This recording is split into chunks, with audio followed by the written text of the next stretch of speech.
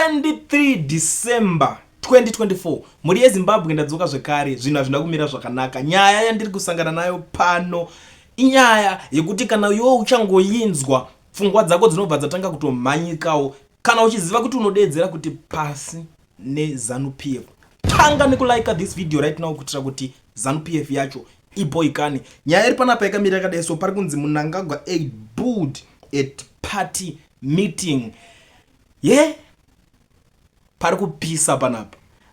Pari kupisa zvekuti ndosaka maona ndatobvisa kana jacket kuti ndinyatsouya ndichionesana nemi zvinhu zviri kuitika panapa. Kusaidi kuno kutotonhora kune chando chisingaite but nyaya iri panapa yatoita kuti nditange kutotsvawo nezvinhu zviri kuitika. So yakamira yakadai so nyaya iyi pari kunzi Ezra Chidzamira was recently forced to adjourn a crucial party meeting in Bikita after party supporters had protested over the sacking of their councillor on allegations of being anti-2030.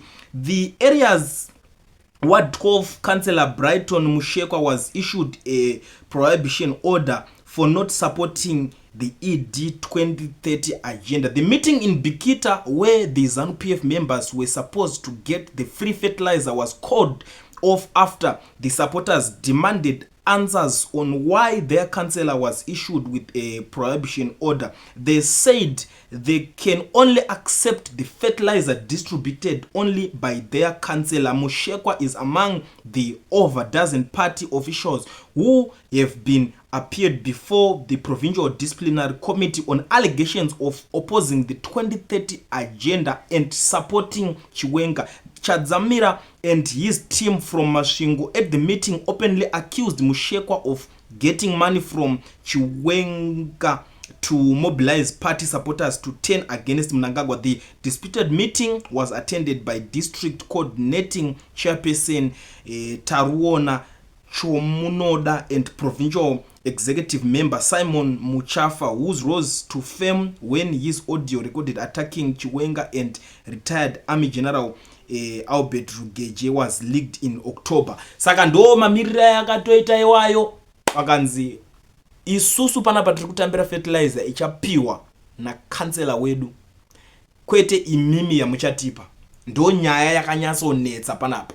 Zvimwe zvese zvamuri kutaura ndezvekupenga. Isusu tiri kuda kansela wedu nekuti amungati kansela wedu isusu wotongonzi akungomiswa zvekungodaro.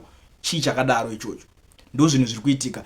Vana vembwa zvinonzi vasvinure musi umwe chete. But for the meantime izvo hatingati hedu zvine zvazvingakwanisa kubatsira mhuri yeZimbabwe. Mafights avo emuZANU-PF avari kunetsana ikoko, avari kuonesana, but zvakangokoshawo futi at the end of the day kuti tinge tichiuya nadzo tichikuzivisai nyaya dzakaita sedzidzi dzinenge dzichiitika. So kana uchinge une chekutaura kune vanoda kusenda maaudios vachitaurawo kuti chii chiri kuitika munyika, kana kuti kune vanenge vachida kukomenda on something, kana kuti vane mavoices zvavanoda kuti zvinzwikwe nemhuri yeZimbabwe, namba dzinenge dzichibuda pascreen ndidzo namba dzacho dzekuti mudedzere zvamunoda, nhunha dzenyu, zvichemo zvenyu zvisvike kwamunoda.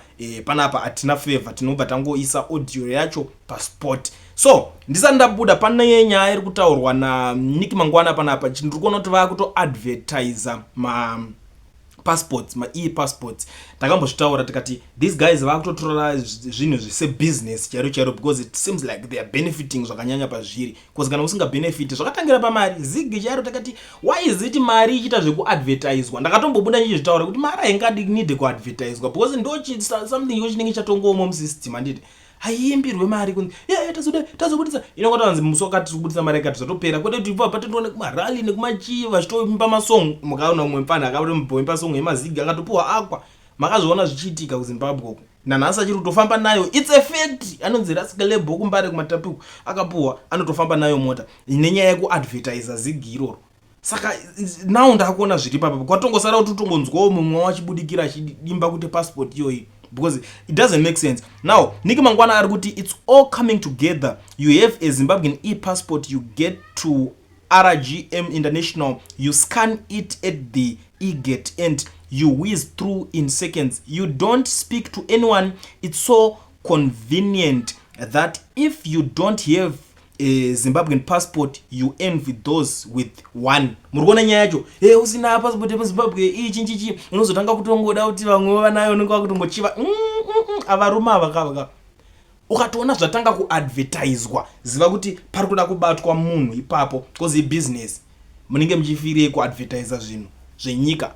Munhu angatore passport yake aone mabenefits aizvo ega, kana kuti zvinofanira kungotaurwa ka1 chete one time kuti mapassports aya kana kune vanoshandisa airport munozodai modai because people they know majority yemazimbabweans avatomboshandise zveairport izvi. Tikada kutarisa vanhu vemuzimbabwe vekunzi vakakwira ndege papercentage yevanhu vese yezimbabwe yese chinhu chese chinonzi muzimbabwean vanogona kuita 35% chete, kana kusatosvika 35 kungogumira ku30% kuri kuma 20 something percent yemamillions yemazimbabweans vanonzi vanoshandisa ndege. Saka izvi I don't know kuti munhu anenge ari kunana uzumba uko zvichanyatsoda kumubatsirawo chii, nokuti anogona kuitora otoshaya zvekuishandisa. Variko vakawanda vakatora mapassport, munokwanisa kupupurira neni tosvika pakutonorinyiwa umwe asati atomboenda kana pamesina chaipo nayo passport yacho. So it's something chekuti zvinozongoningirikana zvega, but anyway ndo nyaya iri panapa. Ndisati ndabudawo hangu hama dzadiwa, ndine audio yandiri kuda kuti musare makateerera mozondiudzawo zvamuri kufunga in the comment section. Makadi vakatsigiriwe Kulen TV. Aiwa, isusu kudzingwa kwana Matanga kana kuurawa kwavo vakanzi vaurawa, isusu hatina chinotirwadza ipapo. Kana chituku ndava Matanga vanhu vanoita fanika vanhu vasina kumboenda kuchikoro. Ndingati vanhu vese kubva masoja, maretired, mapurisa vanoita fanika vanhu vasina kumbopinda mukova wechikoro. Vanoita kunge vakapinda chikoro cheZANU-PF. Vanoita kunge vasina kumboenda kuchikoro chaicho. Ugotowa uchinzi mumwe waidzidza America, ugowa uchinzi mumwe waidzidza kuCanada, kuChina, wakaenda kunogwa hondo kuRussia. Ugoshiya kuti kufungwa dzacho dziripi dzekuti azoziva kuti uchigwa hondo waigwa hondo kuti uite sei. Handi waigwa hondo kuti usunungure nyika yako, unogwa hondo kuti uzosunga nyika. Izvezvi ukatarira zvese zvavaita vana Matanga vachiomesera citizens gore ya 2018 wakaona vakafurisa vanhu muHarare vachiramba vachidefenda kuti maelection asabuda, results asabuda. Zvino ukatarira madzingirwo avakuitwa vaizvitora kuti vana veZANU-PF havana kuziva kuti kune vana, vaizviti vana vaMnangagwa, havana kuziva kuti kune vana vaMnangagwa, kune vanhu veZANU nevana vaMnangagwa. Vana vaMnangagwa ndivana Shonuku, kwete iwe Matanga. Havasi vese, chero vana George Jaramba vachaenda chete nesame system iyo yavari kuita iyoyo.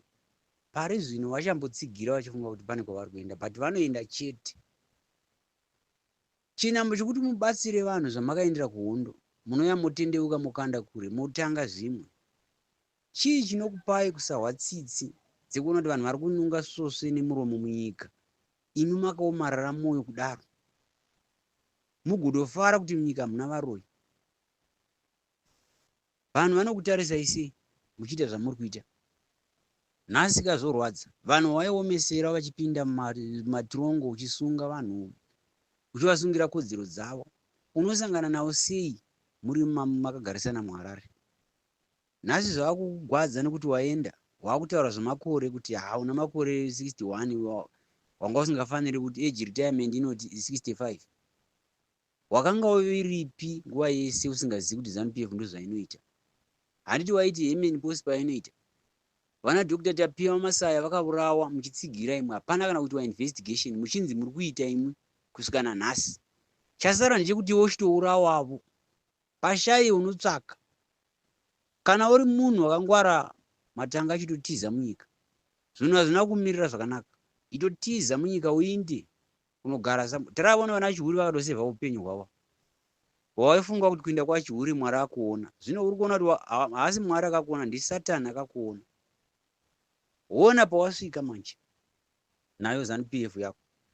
Vese vari muZANU, maretired ese akaenda kunosunungura nyika, vanopera vachiurawa nezvinhu zvitukutuku zvakatarira so vachingotsigira ZANU-PF. Chii chamuri kuita? Munofanira vanhu vasina fungwa. dzoke muite vana vamunangagwere. Mugabe akauya akazviita izvozvizvi muripo muchingoona yaingova system yaishandiswa naMugabe. Vana Grace vakatonga, vana Chipanga vafana vaya vachitonga ivo mumasoja makaenda munoti makaenda kunogwa hondo. Vamwe vanozviti akaenda kuRussia, vamwe vakati akaenda kuChina. Muchitongwa navafana vaya vasina mboenda kwavakaenda vaya. Mukasvika vamwe pakupinda panguva yakaoma. Vamwe venyu mukatiza munyika, havamo munyika yake zvino. Ndo vaonwa vachikura vari kunze uko. Vachitaura zvenhoroondo irimo. Wakutaura nhoroondo uri kunze uko uri muno waidi kuzitaura. Izvezvi zvichasara manje. Muchaona kuti anoda kutsvaira rudzi rwose kuti azvare gumwe rudzi runyuwani Mnangagwa kana musingamuzivi munhu. Mofunga vaMugabe vaitaura kuti haafaniri kutungamirira, haagoni kushanda navanhu, maifunga kuti vanopenga vaMugabe. Chero ranga riri benzi vaMugabe. Asi vakafa kutaura zvakanaka kuti haiwa munhu uyu haagoni kutungamirira vanhu. Imwe mukati ndiye muchimanya mumastreets. Igonotaurawo nemoto waamutsa muZANU-PF. Ndiani anogona kunoudzimura? Ndiani? Iye kuhondo haana kuenda. Asi anotambisa vanhu vanhu vakaenda kuhondo. Unoita vananga Matavera aitambisa vanhu iye asingaoni, aingolidha bhendi vanhu vachitamba. Vanhu vanoona ndivo vanotambiswa munhu asingaoni. Ndizvo zviri kuitwa kuZANU-PF. Chii chakakubatai? Mweya werudzivo wakakubatai chezvo. Chinosaka musapepuka. Kana masoja kuti aiwa zvinhu zvakadai hazvifaniri kuti zviitike. Chii chakakubatai? Nyika makanotora mukauya nayo. Makadzinga varungu muno, vanhu vaiguta vachidya sadza munyika. Vachiita zvavanoita vachifara. Iko zvino vanhu havachagoni kufara nemhuri dzavo. Munofarira munhu anoinda kunoimpodza madrugs, kunoimpota madrugs kuti vana vave vafe, generation yose ipere. Muchiuchira muripo muchiti tiri makomishini emapurisa, tiri maloya, tiri majaji mumakoti. Zvinochiita Raymond zvamadzvara nhasi. Kureva kuti pakaita mistake yokuti murume uyu akakurasisai akaita step down, mese muri kuenda. Hameno kumisha yenyu kwamuchaenda. Kwete muno muZimbabwe, handioni kuti muchagara muno muZimbabwe. Mese. Kune uyu zvake weguma uyu wezimusoro ziguru iri Nick Mangwana uyu. Muchamuona rimwe gore. Muchamuona zvenyu rimwe gore. Aita unge beti rafira pamusoro pemvura. Apapamara. Haiko noimbopfeka mabhachi wa uchifara uchiinda kusikaoneni uchinda naye muchinoita zva. Vangani vakapiwa maizikirimu. Uyo waimba mazona achiti ZANU-PF yakanaka, handi munomuona. Wanyarara zii. Ndo kunaka kweZANU-PF ikoko. Ndinofunga kuti dai vanhu vanga vaine pfungwa dzakanaka munyika medu. Vaifana kubatana, masoja aifana kumusumudza musoro nekuti ndo security yenyika. Vasarega munhu achitafanika nyika ndeyake kana kuti asarana nyika sezvinonzi personal property. Vanhu vaifana kumira votaura kuti zvazvisi kuitika izvi. Nekuti mumaZimbabwe tiri vanhu vamwe chete. Whether uri muDevere, uri muKaranga, uri muZezuru, uri chii, tiri vanhu vamwe chete. But imakatendera kuti aiwa vamwe vose havana basa. Iyo opposition yamunovenga yoyi ichakusumudzai mangwana. Muchaona ichakuchengeta, inotoitira kuti generation yevana venyu igare zvakanaka mangwana. Muchazoona zvenyu rimwe gore yapinda, mugozoona kuti takawastire time. Saka zvinhu zvamuri kuita kamasoja, maretired, mapurisa, kana mukaramba muri muuniform yenyu iyoyo iZANU-PF iyoyo, muchaona pamuchasvitsa, paichakusvitsai. Muchaona kuti muchasvika pamba munoona kuti zvinhu zviya hazvichaiti. Asi tikwa isusu tinokukurudzirai kuti rambai makashinga. Urawai ikoko. Kana muchipondwa-pondwai mabasa muchidzingwa-dzingwai. Because hamuzivi zvamunoita. Ndimo vanhu vaifana kunge makasunungura vanhu but hamuna scope. Moti kana madhakisiwa nezvimazedhi zvenyu zvimakuda kuvengana navanhu vese vemunyika. Unoenda kunorova mai vako, unoenda kunorova mbuya vako, unoenda kunorova madhara. Asina chaanakatadza. Muchisiya munhu ari kukanganisa munyika. Saka hamugoyo wenyu muchasangana nawo. Whether as long as muri vapenyu muchasangana nawo chete. Ndo pane minamato yedu ipapo. Kuda kuti muzane mungamubake moto. Mwari ngavazviratidze panguva ino.